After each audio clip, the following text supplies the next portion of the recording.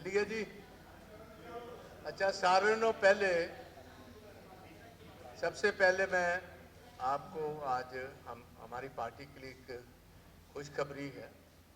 हमारे आपके एक कैंडिडेट जो नीलू खेड़ी 19 नंबर रिजर्व कॉन्स्टिट्यूंसी है करनाल पार्लियामेंट में, उससे कंटेस्ट कर रहे थे।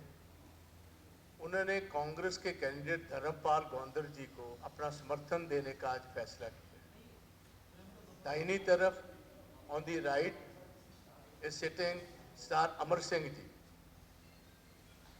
रिजर्व कॉन्स्टिट्यूंसी से। और मैं इस बात की भी जानकारी देना चाहता हूं कि बड़े पैमाने पर तकरीबन 20 से 25 हजार सिख समाज का वहां वोट है। और सिख समाज जो था उसमें ये बहुत बड़ी एक दुचित्ती में थे वो, क्योंकि उनका मन था कि इस दफा डायरेक्ट फाइट में कांग्रेस और बीजेपी के, वो चाहते थे कि कांग्रेस को जिताना और भाजपा को हराना। जो 10 साल की ये मोस्ट करप्ट और इनएफिशिएंट गवर्नमेंट थी खट्टर और सैनी साहब की, तो जहां भी हमारे भाई सामर सिंह जी मुझे बता रहे थे कि जहां भी मैं जाता रहा, क्योंकि बहुत लंबा अरसा तकरीबन 25 साल लगातार ये गुरु घर से जुड़े हुए हैं, ग्रंथी का काम भी कर चुके हैं, रिलीजियस एक लीडर हैं, और बड़े पैमाने पर हमारे लोगों की आस्था इनके साथ जुड़ी हुई थी। वो चाहते थे कि इनको सपोर्ट किया जाए, मगर मेजॉरिटी सिख जो थे उस सीट पर और सारे हरियाणा में भी उन्होंने इनको यही अपील की और ये बेनती की कि सरदार साहब हम आपको वोट डालना चाहते हैं, मगर हमारा बेसिक मकसद इस दफा हमारा एम है कि जो एंटी फार्मर, एंटी दलित, एंटी बैकवर्ड क्लासेस, एंटी जवान और जो हमारी नौजवान बच्चियों के साथ ज्यादती की है भाजपा की सरकार ने, जो हमारे किसानों के साथ ज्यादती की है दिल्ली के बॉर्डर्स पर, हमारी भर्ती खत्म कर दी है, उसके लिए हम भाजपा को एक सबक सिखाना चाहते हैं।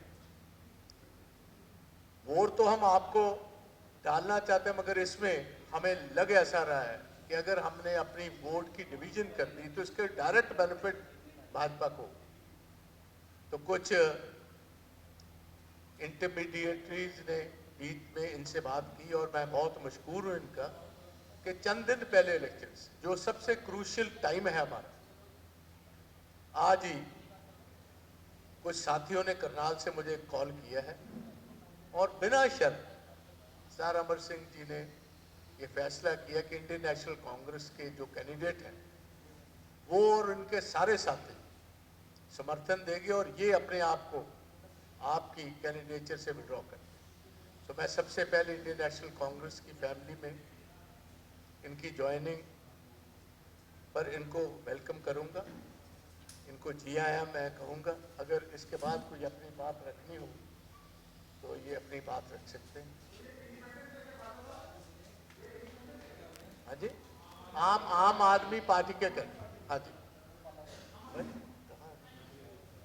आज एक मिनट उठे।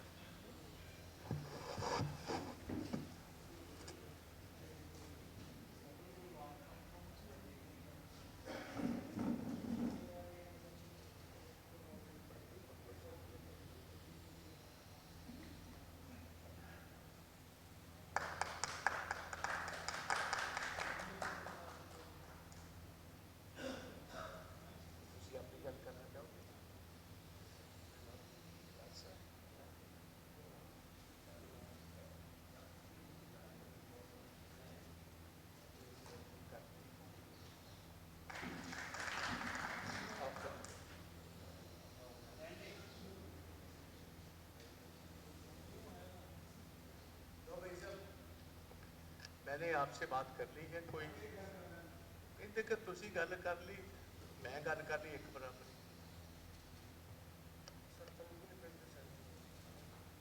दस्या।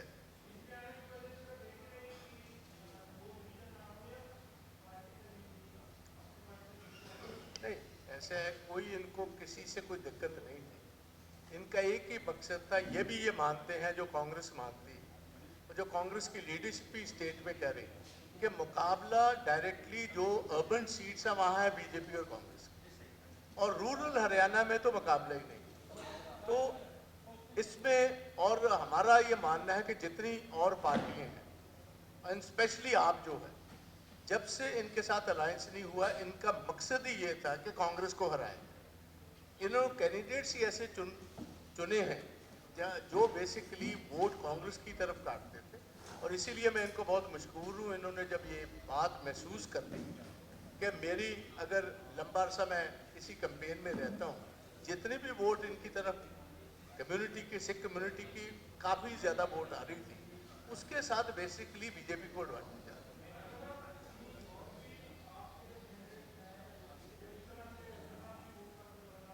हाँ जी,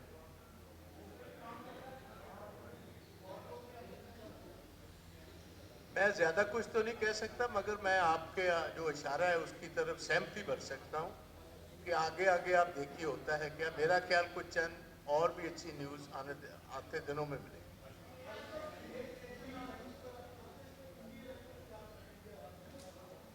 इंडिया अलायंस की फर्क पैना, इंडिया अलायंस से हिंदुस्तान के लैवल से बीजेपी ਨੂੰ ਰੋਕਣਾ, ਇੱਥੇ ਆਪ ਦਾ ਆਣਾ ਬੇਸਿਕਲੀ ਬੀਜੇਪੀ ਨੂੰ ਸਟਰੈਂਥਨ ਕਰਨ ਵਾਲਾ ਸੀ।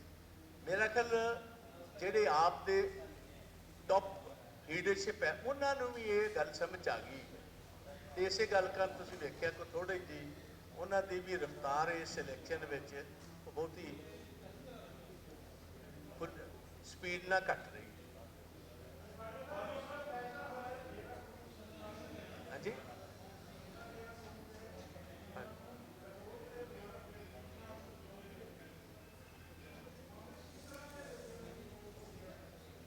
देखो गल मेरी एक सुनो, ये चीज़ा जड़ियाँ ने क्योंकि कचहरी का काम है, ये हर गल जी इसका जवाब असी इलेक्शन तो बाद।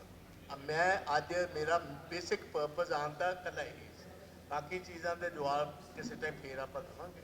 बहुत सारिया गल्लां ने जिते जवाब की लोड़ है, वो एक इंडिपेंडेंट कॉन्फ्रेंस फिर करांगे। अज का टाइम तो निरी इन्हों शामिल करने वास्ते ही असी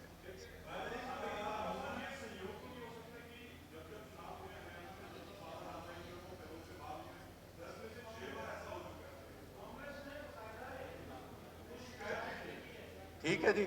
तुसी आप काम करिए, बाकी आप फिर किस टाइम कर। हाँ जी, तुसी जिहड़ा काम करने वाला वो करो, तुहाडे सवाल के जवाब मैं देवांगा सर।